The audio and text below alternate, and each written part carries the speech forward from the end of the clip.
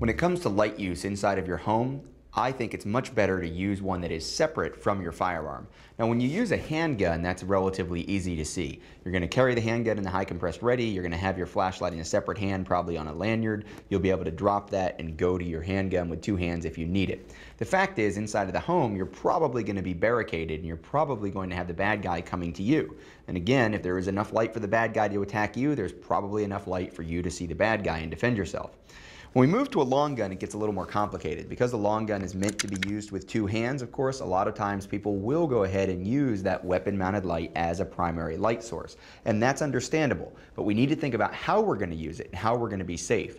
If I've had some advanced training, if I do have my firearm in my hand, if I am moving through a dark house to make sure that a family member is safe, not to find a bad guy, because certainly it's not something we want to be doing, is wandering around a dark house looking for a bad guy.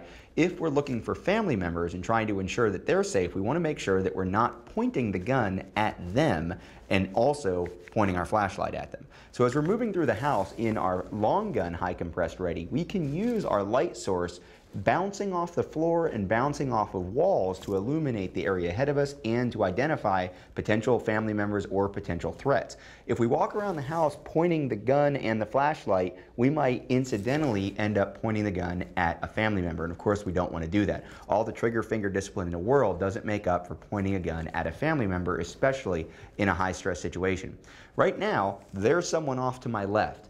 If I turn around and point this gun and flashlight at them, of course, I can identify them as either a family member or a threat, or someone who's in my home and doesn't belong there but doesn't need to be shot because they have no overt threat. Of course, I don't want to point my firearm at a family member. What you're going to see here is that I can also point this gun down at the ground and use the bounced light to identify that this person's hands are empty, maybe to recognize who this person is. Certainly if it's a child, that edge of this flashlight, even though this isn't a particularly powerful one, is going to illuminate my child. I'm going to know this is not a threat. Similarly, if that person did have a weapon in their hand and they were coming through the house, I were to come around in exactly the same position, bouncing the light off the ground, now I can see that threat and I can bring my gun up if I need to shoot.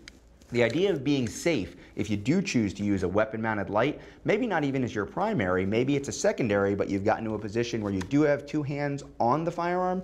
Now I turn around, I identify the threat, even with a partially hidden knife, there it is, I can come up, take the shot that I need to take.